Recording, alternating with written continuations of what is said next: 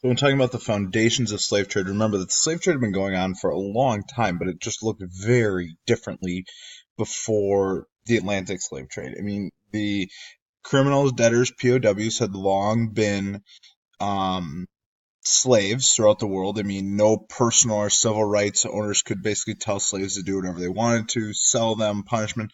I mean, however, especially the debtors, you're working to pay it off over time, where that will change here during this time period when we go to more race-based slavery. I mean, in African communities, there's a way to measure wealth. I mean, people didn't own private land, but instead the land was owned by the communities, so slaves became an inheritable part of property, really, for a community. More slaves meaning you could use more land for the community and whatnot. I mean, the Songhai Empire had used slaves as administrators and soldiers because they just distrusted nobles as a whole. After the 8th century, I mean, villages start to capture innocent individuals, but that is really going to start to take off. It's really going to start to take off here in the 15th century when the slave trade is going to expand greatly. Slave trade is going to start to expand greatly, and that the free person becoming a slave is something that is really going to expand out here. The two main reasons it's going to expand out are three things. Those are guns, sugar, and silver. Guns, sugar, and silver. So why guns? Guns are a huge part of this because what the Europeans would do is they would trade guns to the African elites in return for help to capture other slaves of other Africans. So, for example, the Portuguese used the Kingdom of Congo early on. It gave them guns to go and enslave other African groups. However, as those other African groups became less beneficial to them, they turn on the people of the Kingdom of Congo. Those guns they had sold them, they were like a flip phone compared to a smartphone. The smartphone is just so much better. The Europeans still have the better technology in terms of guns. They have the smartphone. The Kingdom of Congo has the flip phone. And so the guns are one of the huge ways that's going to make the slave trade work. The second thing that makes the slave trade work, sugar. Or it makes it why it happened, basically. That's what I should be saying. Sugar. There's just a huge demand for sugar. The huge sugar plantations in the Caribbean, the huge sugar plantations in Brazil, basically needed a lot of laborers. People are dying on those plantations a lot. The sugar plantations are incredibly backbreaking and incredibly brutal, and so they need more and more people to work on them, and the world was getting a sweet tooth, and so the sugar becomes a huge part of this. The other one, so we have guns, we have sugar, and the last one is silver. The silver. The silver is being mined in Mexico and our modern day Mexico, modern day Peru, so New Spain during this time period. The indigenous labor had died off, and so they're going to turn to a new group of people, and that's the Africans. Now, why did they use Africans? For a couple of reasons. First of all, they were easy to tell apart if they escaped. Why? Their skin color. Here's your start of race-based slavery, where the skin color was a way to tell people apart. And they were the slaves in the new area, in the new parts of the Western Hemisphere. Not the new parts of the Western Hemisphere, just the Western Hemisphere. The second one is that a prevailing thing had been that Europeans were better than everybody else. And so Europeans thought that, and so they're going to take the people that they are closest to in terms of geographical location of the Western Hemisphere and start shipping those people to the Western Hemisphere. Guns, sugar, silver. And the human cargo starts to move. The demand for sugar is greatly going to increase, and so the demand for slaves increase. They couldn't use the indigenous population anymore. Think the Midas system. The Midas system is going to die out because the indigenous were dying, and some of the indigenous would escape, and they couldn't find them. So they need new people. What this creates is a triangle trade system. I'll show you a very simplistic map of it here. You'll have from Africa to the Americas, you'll have slaves. This part right here is going to be called the Middle Passage, and we'll talk about that more in a second. From the Americas to Europe, you're looking at raw products.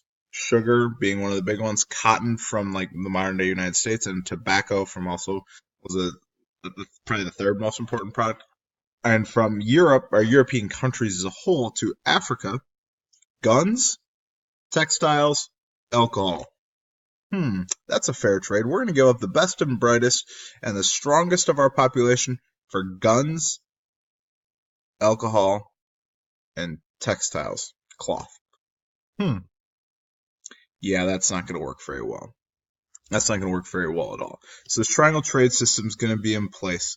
But also remember, yes, the Europeans are brutal. And we'll talk about the brutality in a second here. But the brutality of it should not go without mention that the Africans are also implicit in this, are guilty in this as well, because they are helping the Europeans. There are definitely rich Africans getting wealthy on this. The Europeans start trying to trade people in about 1441 to bring them to Europe at this point. Portuguese sees 12 African men. This was an incredibly dangerous, the slave trade as a whole is incredibly dangerous. Fighting occurred all the time. And so what they do is they start trying to buy the slaves instead from making friends with with other people's enemies. So by 1460, it was about 500 slaves a year were going to Spain and Portugal. Miners, porters, domestic servants. But that's going to change. Portugal didn't have enough people to work on the slave and with the sugar, so Kingdom of Congo, Kingdom of Nagando, or Nadango. Yep, that's where they're going. That's where they're going. So you're going to start taking people and bringing them to the Western Hemisphere. People are making tons of money. Think about it. It's free labor. It's free labor. The whole reason this process continues for a long time is plain and simple economics. You're looking here. Here's a look at where slaves went. It's 50% go to Brazil of the total amount. 33% are going to end up in the Caribbean. So you can see here, this is the slaves that traveled per year. You're over 50,000 slaves going per year from Africa to the Western Hemisphere at its peak in the 1700s. And the Middle Passage was brutal. Absolutely brutal.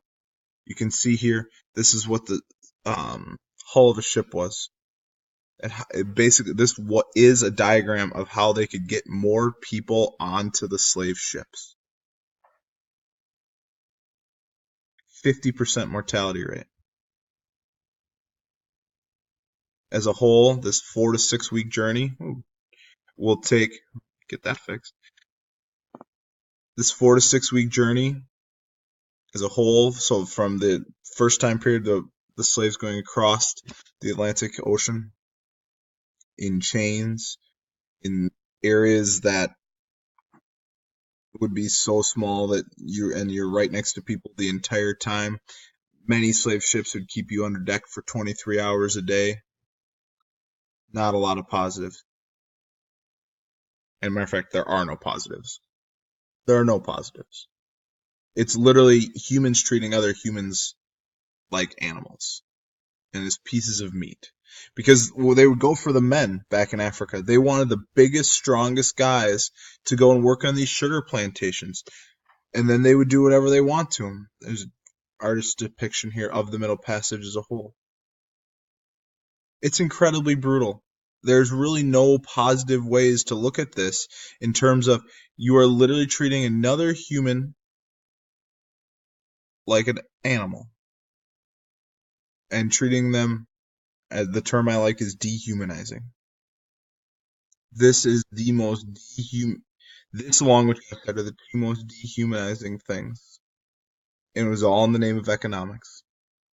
Guns, sugar, and silver drive this process.